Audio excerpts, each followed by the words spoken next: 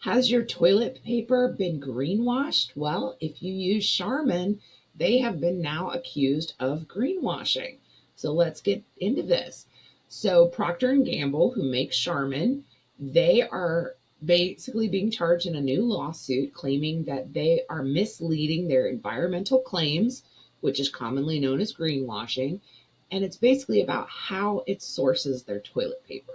Now, if you're not familiar, toilet paper literally has to come from trees. It's made from wood pulp.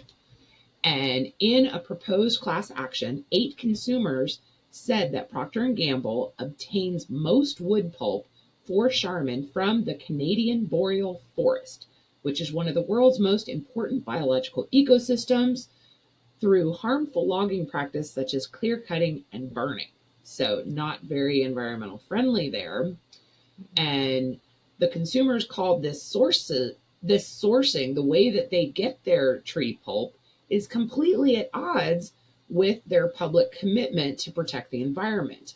And it's because they include things like Keep Forest Forests campaign and Protect, Grow, Restore logo found on their Charmin packages. So basically, the display of these logos is misleading because Procter and Gamble uses pulp from FSC certified forests, and the Rainforest Alliance no longer has a certification program. So by putting these labels on their packaging, it is misleading. You would think that when they stopped the certification program, they would have just removed the logo. Right. So, of course, consumers are feeling deceived and that they paid too much for Charmin just because they thought it was environmentally friendly and green. And in reality, it wasn't. It was deceptive. So the company, basically, they're wanting the company to be held accountable for its gregarious environmental destruction of the largest intact forest in the world. They want them to stop hiding behind their false and misleading claims of environmental stewardship. And so this class action lawsuit is seeking damages for violations of consumer protection laws in 28 U.S. states and Washington, D.C. Wow. So I know we typically talk about food, but since everybody uses toilet paper pretty much, and they usually buy it at the grocery store, which, as a heads up, that may be what's costing you a lot of money, because grocery stores, most people think they make money off of food. In reality, the percentage of profit off of food items is so tiny. But when you think of convenience products, stuff that you buy at the grocery store that is not food, aluminum foil, paper products, laundry soap, all has a much bigger profit margin than your meat or your produce or your rice. Yeah. The price markups are usually higher at the grocery store. So you may need the laundry soap now. So you'll pay that extra $2 to $3 for the same container you would buy at a discount store, like even Target or Walmart. The pricing is different. Just so you don't have to stop at multiple stores. So it's a convenience to you to be able to, I'm already here. Let me throw it in my cart. My local store is Ingles, and I can tell you that their prices for paper products and cleaning supplies is so much higher than anywhere else, even when it's on sale. Yeah. So I know that their profit margins have to be huge on that compared to the other items. So I feel like companies better get really careful about what they put on their packaging, because more and more people are truly investigating it and digging up the truth. I mean, this goes back to the lawsuits about natural flavors and, so if everything on your packaging is not 100% accurate the way it is stated, I would think companies would need to start really looking at that.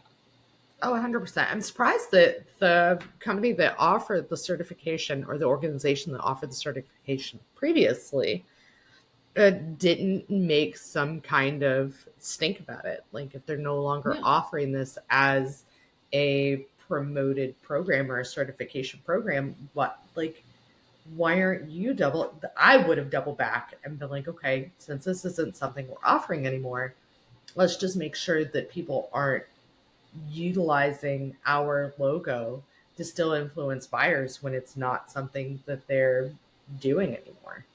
Well, and anytime a company goes out of business or just stops business, they would contact everyone that they gave that seal of approval to let them know. So Right. I think that's what's going to come out in court is that Rainforest Alliance, they're going to show where they contacted Procter and Gamble and said, okay, as of such and such date, we no longer have a certification program. And if they can prove that Procter and Gamble got that information and still continue to use the logo, I don't see how this doesn't become deceptive marketing. No, it is 100% deceptive marketing because even if the program still existed and you're, offering a certification in it, like there's a trust that's built up with the consumer when you invite yourself into these types of programs because nobody forces you to be a part of them.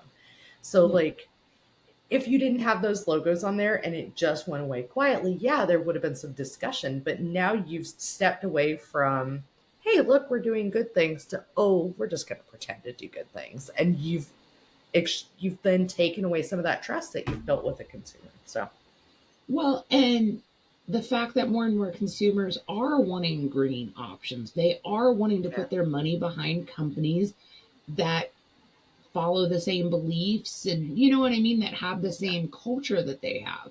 So I find this one interesting because unless for some reason they cannot prove that this Rainforest Alliance contacted Procter and Gamble, you know what I mean? Like, and then normally when you decide to close a business or no longer operate or no, make major changes, you would think it would be part of their standard operating procedure to contact all the people that use that logo.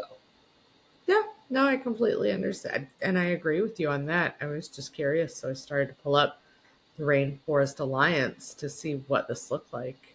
And I still see that they have, at minimum, information available on their website, and they do offer a certification. So it may be that the Rainforest Alliance is still there, but the certification program is no longer valid. Well, So, you maybe know what I not. mean? Like they didn't go out of business or stop. So it's just the certification, but still, if usually when a certification happens, like Procter and Gamble or Charmin has to contact the Rainforest Alliance and say, I want to apply for your certification. You see Right. what I mean? There's got to be a back and forth there. So Yeah. I just think that there had to be some communication in there if this certification program is no longer valid. Yeah. I agree. So, and I do think that people are visual and that if they see like a little tree on with like a circle around it that says that this is environmentally friendly, that will sway people. No, 100%. Because especially, I think people notice changes to their products more than like what those changes are. Like a lot of times, there's just a subtle difference. Like, oh, this is a little bit different. Did they change their colors? And sometimes, like I did that with shampoo one time. Like I buy it online and it came in and the colors were just slightly different. But I had been buying it for long enough that I immediately noticed that the color density was just a little off. And it was wild because it was so minor, but it's just like you they notice. Well, and I've noticed things too where any slight change to packaging usually indicates something will go on clearance. Like, Yep. even if it's not always like the changes in the sizes, well, whenever the sizes changes, the UPC changes. So therefore they kind of, everything in the old UPC goes on clearance and then they have a new UPC. Right. And so in this case, I don't necessarily think anything would have changed on the product itself. So it wouldn't have been one of those where it would just been like, okay, we're going to stop using this, design and we're just going to start using this new design. So it's not like they had to go through and get a new UPC code, all these other changes. So I'm Wonder. going to be following this one pretty closely to see what comes out. I'm sure that they're going to settle and that it'll just be where everybody who bought Charmin gets like $12.04. But If you're lucky. it'll be interesting to see where this goes. Yeah, same. Yeah.